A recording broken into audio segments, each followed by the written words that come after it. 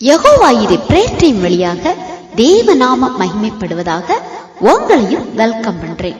பிரியமானவர்களே, ஒரு தேவ பிள்ளை என்னதான் பரிசுத்தமாய் வாழ வேண்டும் என்ற விதியை அறிந்து வைத்திருந்தாலும் இன்றைய காலகட்டம் மற்றும் வாழ்க்கை முறையில அது முடியுமா என்ற கேள்வி அநேகருக்குள்ள காணப்படுகிறது. ஏற்கனவே பல முறை நாம பார்த்திருக்கோம். இன்றைய நாட்கள்ல பரிசுத்தத்தை கெடுக்கும் அநேக காரியங்கள் தேவ பிள்ளைகள் முன்னால வைக்கப்படுகின்றன. ஆனாலும் நல்லவற்றை தேர்ந்தெடுக்க வேண்டியது நாம தான். இப்போது என்று அல்ல, பழைய ஏற்பாட்டின் காலத்திலிருந்தே அந்தந்த காலங்களுக்கு ஏற்ப பாவமும் செயல்பட்டது. ஆனால் பரிசுத்தத்தை காக்க முயற்சி செய்த நபர்கள் தன்னை பாதுகாத்தாங்க. அதற்குரிய நன்மைகளையும் ஆண்டவரிடத்திலிருந்து கண்டிப்பாக பெற்றுக்கொண்டாங்க.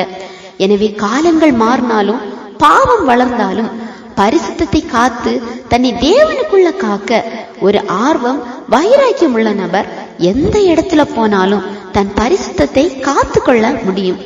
எனவேதான் நீதிமொழிகள் 23:19 நாம பார்க்கும்போது, என் மகனே, நீ செவி கொடுத்து ஞானம் அடைந்து உன் இருதயத்தை நல் வழியிலே நடத்து என்று பார்க்கலாம். முதல்ல செவி கொடுங்க. ஏன்னா வசனத்திற்கு செவி கொடுத்தால் வசனம் ஒரு மனிதனை ஞானமடைய செய்யும். ஒரு மனிதன் ஞானம் அடையும் போது தான் தன்னை வசனத்தால நல்வழியில நடத்த முடியும்.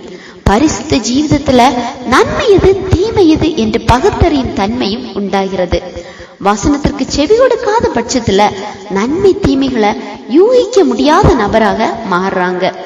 இப்படிப்பட்ட நபர்கள் கிறிஸ்தவர்கள் என்ற போர்வையில ஏதோ 1-2 வேத கட்டளைகளுக்கு முன்னுரிமை கொடுத்து விட்டு தான் சரியாக பரிசுத்தமாக வாழ்வதாக அவங்களாவே தங்களை நம்புறாங்க. இதை கேட்கிற நாம எப்படி? வசனங்கள் உங்களுக்குள்ள கிரியை செய்தா வேத வசனங்களுக்கு முன்னுரிமை கொடுக்கிறீங்களா?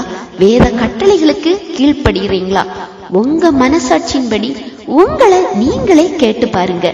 இல்ல வசனம் தெரிந்தும் உலகத்தோடு ஒத்த வாழ்க்கை வாழ்ந்துகிட்டு ஆண்டவருக்கு பிரியமில்லாத காரியங்களை செய்துகிட்டு இருக்கோமா? எல்லாவற்றுக்கும் கணக்கு கொடுக்கக்கூடிய காலமானது சமீபமா இருக்குது. சிந்தித்து செயல்படுங்க. இந்த செய்தி உங்களுக்கு பிரயோஜனமா இருந்திருக்கும் நம்புறேன். ஆண்டவர் தாமே உங்களை ஆசீர்வதிப்பாராக.